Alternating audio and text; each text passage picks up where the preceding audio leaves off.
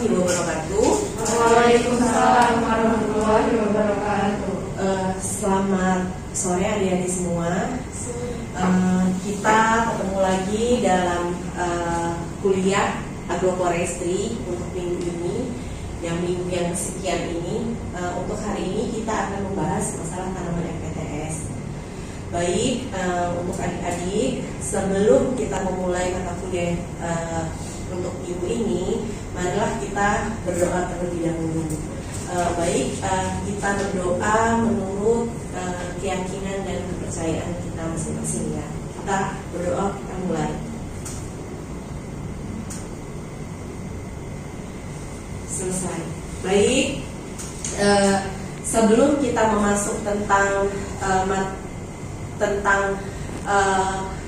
kuliah minggu ini, yaitu tentang tanaman MPTS, saya akan sedikit ada video yang menurut video ini menjadi motivasi lah bagi adik-adik.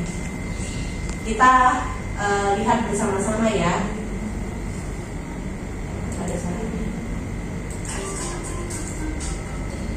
Nah, mungkin kalian sudah sering melihat video ini, tapi kita akan melihat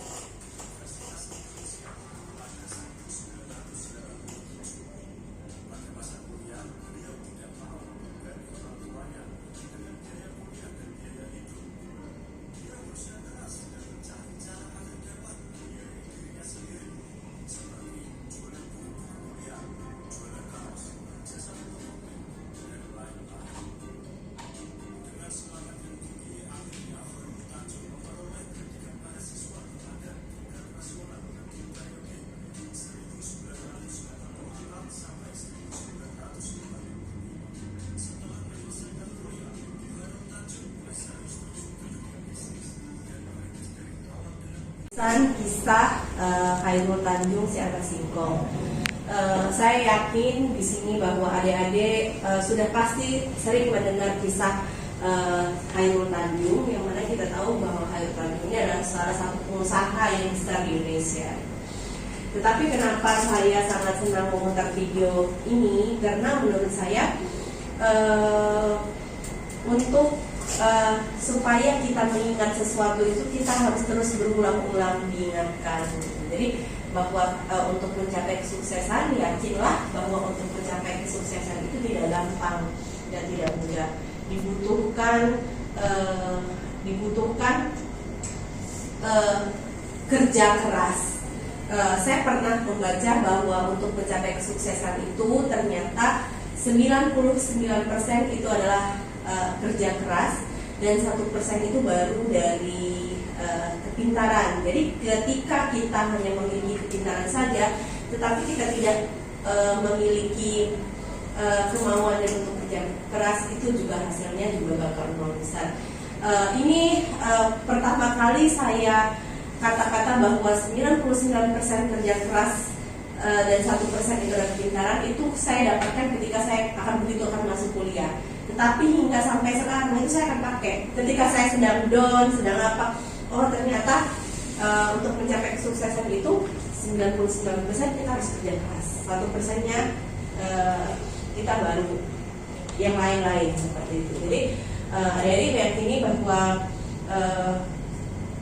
ketika kalian akan mencapai kesuksesan, yakinlah yang kita butuhkan itu adalah keringat. Dan sampai sekarang saya sering mendengar dari para yang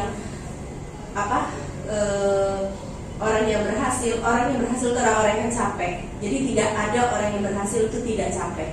Dan yakin terus kalau kalian berpikir nanti orang yang mempunyai memang sudah diwariskan dari orang kaya seperti apa?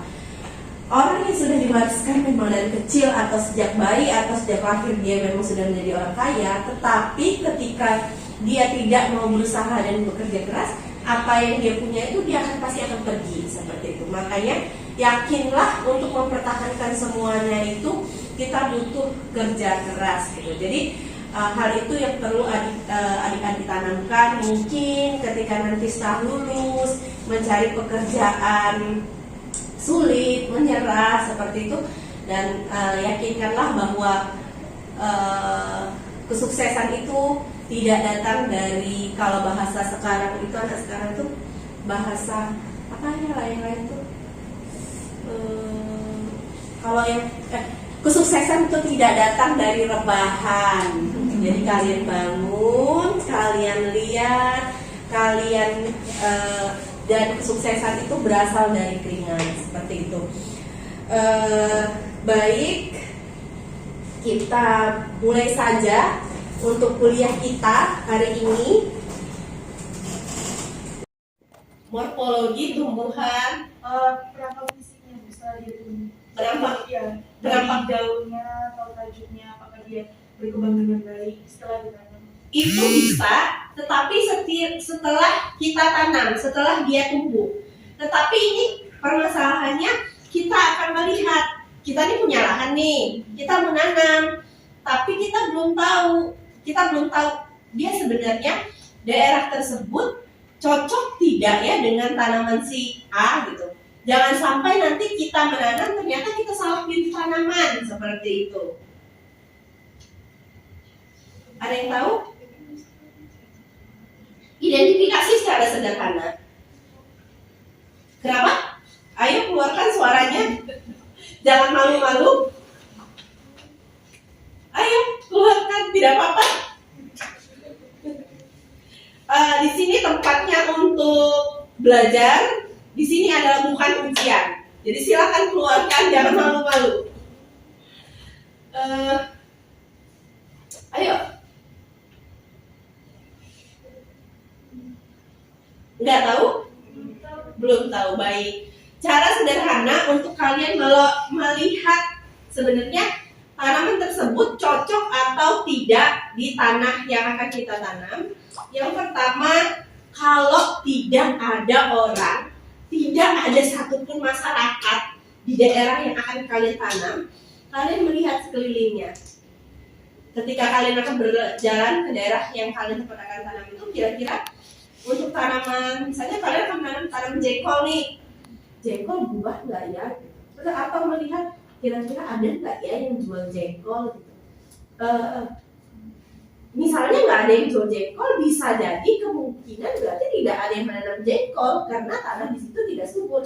Tetapi kalau ada masyarakat di sekitar situ, kalian bisa tanya dengan asumsi awal ya. Memang lebih baiknya kita cek biofisik ini di lab.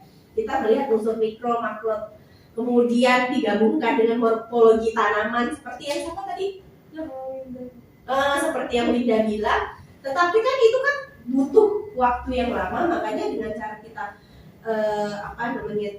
mengobrol dengan masyarakat, saya kalau ingin tanam jengkol ini gimana ya? Pasti masyarakat sana, wah jengkol nggak ini daunnya aja yang banyak, tetapi tidak berbuah, berarti kita berarti tidak cocok seperti itu. Itu hal yang tergampang. Nah, kemudian di sini kita lanjutkan ke aspek sosial. Jadi kalau aspek sosial ini kita pengembangan jenis tanamannya. Jangan sampai misalnya kita nih mau ke Kerui, mau menanam tanaman durian. Ternyata di Kerui itu nggak ada yang suka durian, karena nggak suka dengan bau durian, misal gitu. Jadi tiba-tiba kita, saya menanam durian gitu. Bisa jadi nanti tanaman kalian yang kalian tanam ketika nanti sudah tinggi malah ditebang orang. Nanti orang mungkin itu durian ya gitu. Oh saya nggak mau itu ada durian di sini, makanya langsung ditebang. Jadi jangan sampai. Jadi misalnya nanam, oh ternyata kayak orang Krui suka pete gitu. Oh boleh nanam pete. Nah kalau sebenarnya di Krui yang bau-bau ya Nok ya, yang ada aroma keruk pete, jengkol, durian. Itu ada semua. Ya seperti itu. Kalian harus melihat aspek sosial. Selanjutnya aspek ekonomi. Kalau aspek ekonomi ini memiliki nilai jual yang dapat memberikan hasil kepada masyarakat dan mudah dipasarkan. Nah, sekarang apa sih tanaman MPTS yang tidak memiliki nilai ekonomi? Dia pasti memiliki nilai ekonomi, cuman masalahnya sekarang ada sesuatu di daerah-daerah tertentu yang tidak memperbolehkan menanam tanaman tertentu. Misalnya di daerah A tidak memperbolehkan menanam tanaman kemiri, misal ya, karena mereka menganggap bahwa tanaman kemiri apa-apa gitu. Jadi kalau memang ada kemiri, memang harus yang kemiri yang tumbuh sendiri, misalnya tidak boleh kemiri yang ditanam seperti itu. Jadi hal-hal seperti ini harus kita perhatikan karena kita meyakini bahwa kita penduduk yang dengan begitu banyak budaya, begitu banyak dengan adat istiadat, dan itu begitu banyak dengan kearifan lokal masyarakat masing-masing, dan itu harus kita perhatikan juga, ya.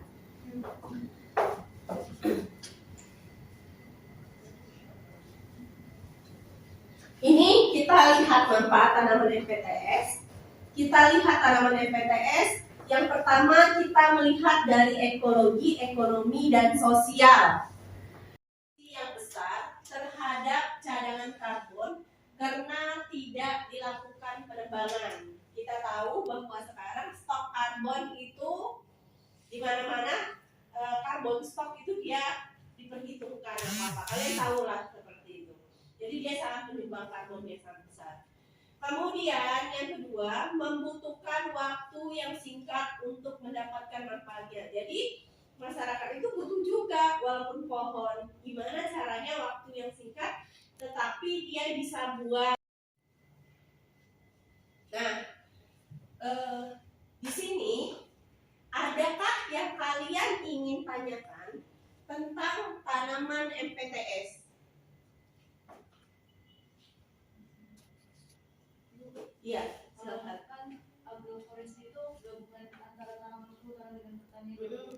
Kira-kira lebih efektif mana suatu lahan tersebut ditanami tanaman kayu saja atau MPTS saja atau keduanya?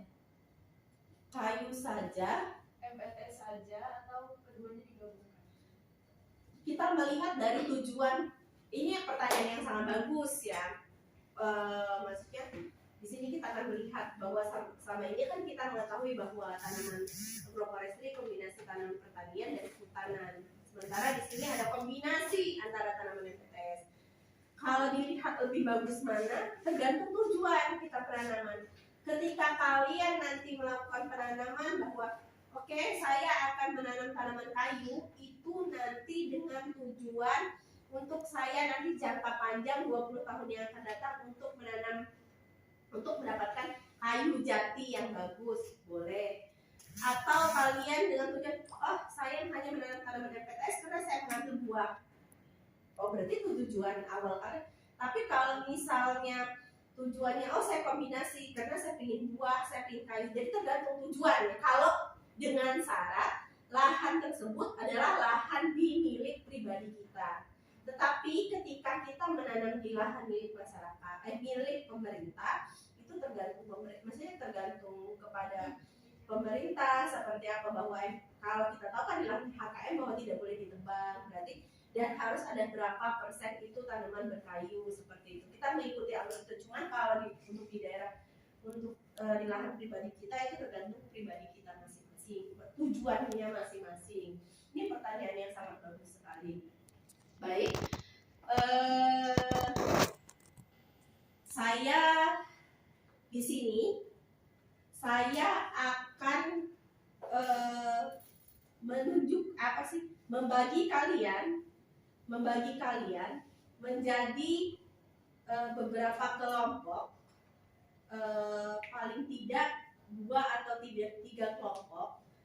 Kalian menceritakan bagaimana tanaman MPTS, pola tanaman MPTS yang pernah kalian temui di pekarangan maupun di lahan kehutanan yang pernah kalian, kan ini sudah pernah pada PU semua ya. Jadi dengan bagaimana pola tanaman MPTS, apakah dia tadi sama, apa kombinasi tanaman MPTS seperti tanaman MPTS, apakah dia tanaman MPTS hanya tanaman MPTS saja, atau dikombinasi, atau dia apa namanya itu hanya tidak ada tanaman MPTS seperti itu.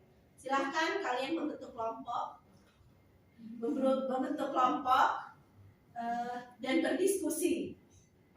Nanti ada yang akan maju.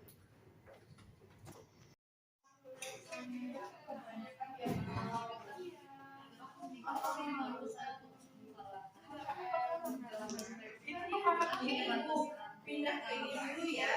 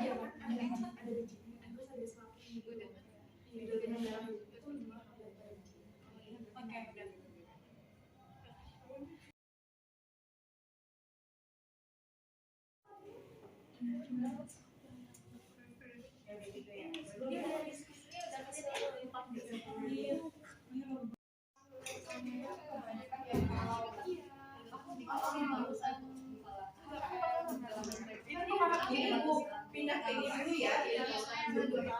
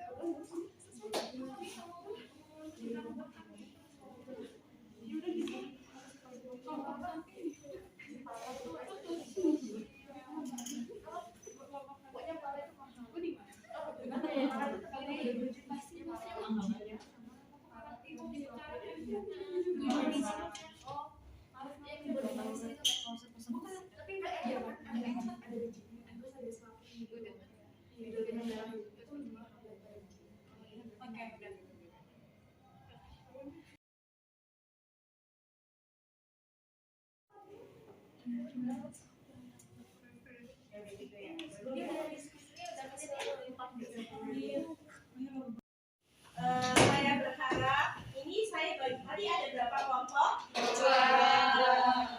Silakan perwakilan dari kelompok 1 untuk menceritakan pola yang ditanam pola yang yang digunakan pada penanaman tanaman epiteis yang kalian ketahui. Silakan maju.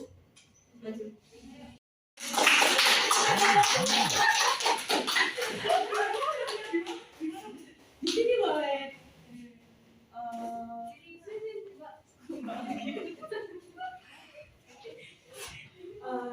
Jenisnya yang sering saya temui adalah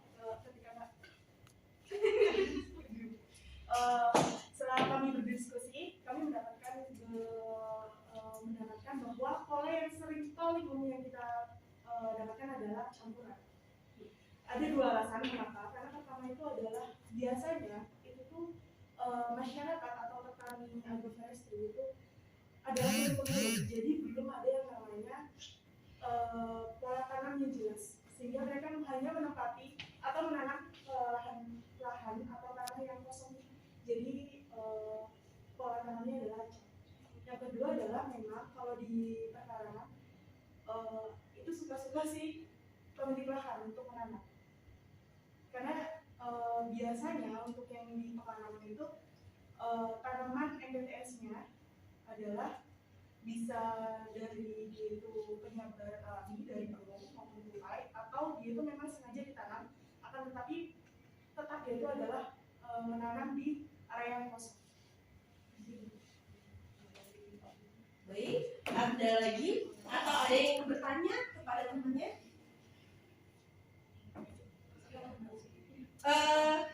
Oke, terima kasih.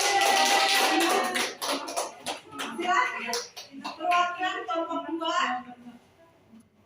Siapa di antara kelompok 2?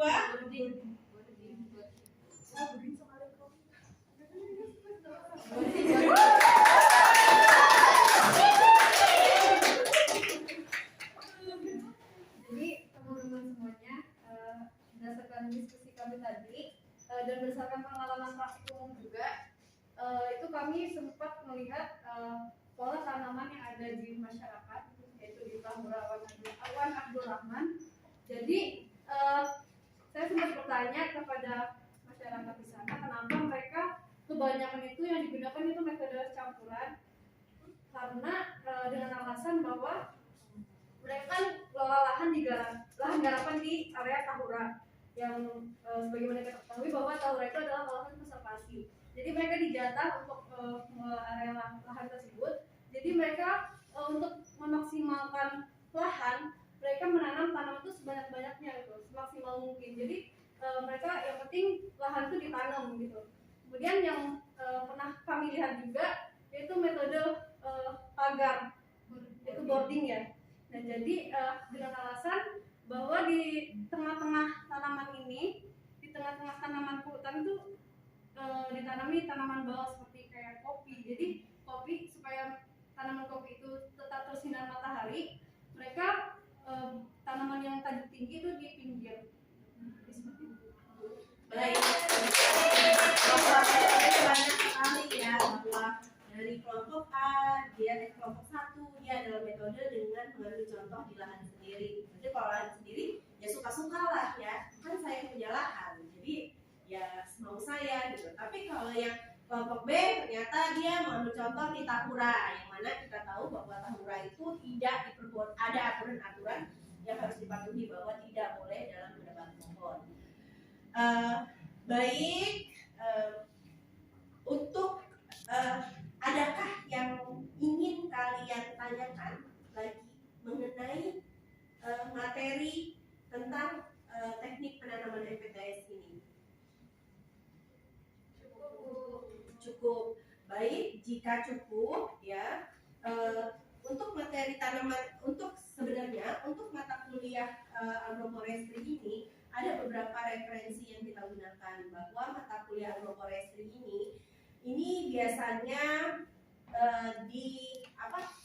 agroforestry ini kita tahu bahwa IKRA, kalian tahu IKRA banyak melakukan penelitian tentang agroforestry.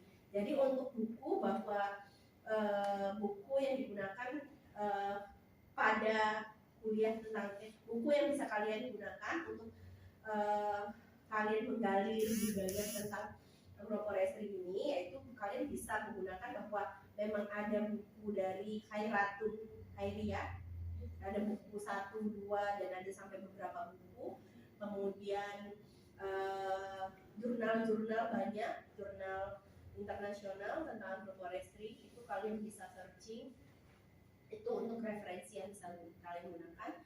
Baik, sebelum saya menutupi akhir dari kuliah ini, ya, saya mohon kalian membuka HP kalian. Kalian Kahoot.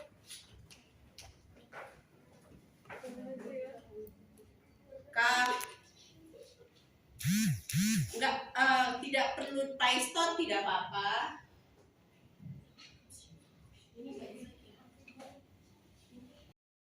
Belum pernah kan kalian menggunakan Kahoot? Belum. Ayo kita menggunakan Kahoot.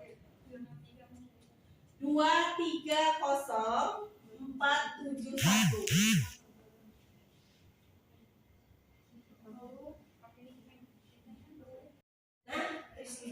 Keren kan? Yang sudah masuk Elda, Nopi, Gracia, Dea, Trislina, terus Winda.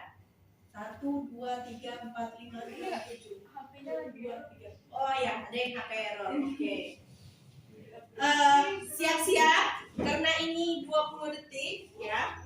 Ini saya berikan hanya satu pertanyaan, tetapi kita akan lihat. Nah, keren kan? Yang sudah masuk Elda, Nopi, Gracia, Dea, Trislina, terus Winda. 1, 2, 3, 4, 5, 6, 7. HP-nya lagi 2, 3. Oh ya, ada yang HP error. Oke.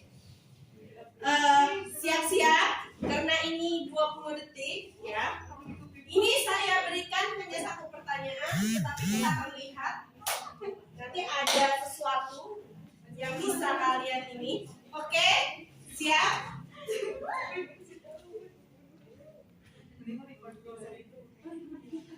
Oke.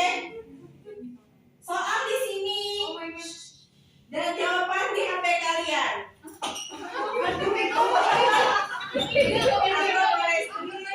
Merupakan ini kayu-kayu pertanian di hutan, tanam pertanian.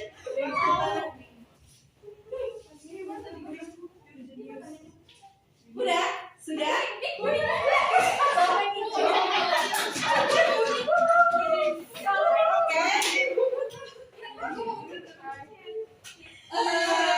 Kita lihat ya. Kita lihat.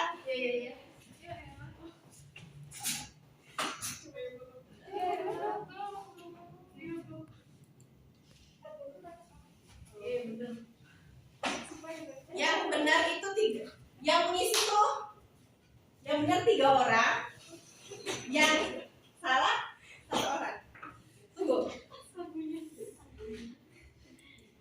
Nah, kita di sini ternyata pemenangnya itu pemenangnya. Jadi itu 3. Jadi Gracia dengan poinnya 7-10. Kemudian Nopi itu 5-2-9. Kemudian Trislina itu 5-4-9.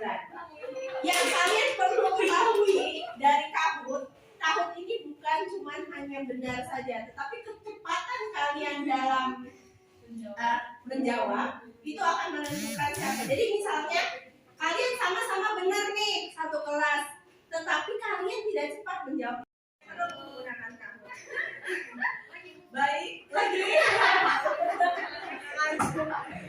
Baik, kalau mau lagi kita akan gunakan Kahoot lagi pada kuliah kita minggu depan. Seru kan? Ada lagi sebenarnya yang bisa dikelola. Jadi ada namanya sekarang itu ada namanya Mentimeter. Jadi Mentimeter itu PPT-nya itu bisa masuk di HP kalian dan ada pertanyaan-pertanyaan di HP kalian. Jadi sebenarnya buat kuliah itu tidak jenuh. Oke, kita tutup dari kuis, dan kuis minggu ini untuk nilai terbesar yaitu nilai dari Gracia. Untuk kuliah hari ini saya cukupkan sekian.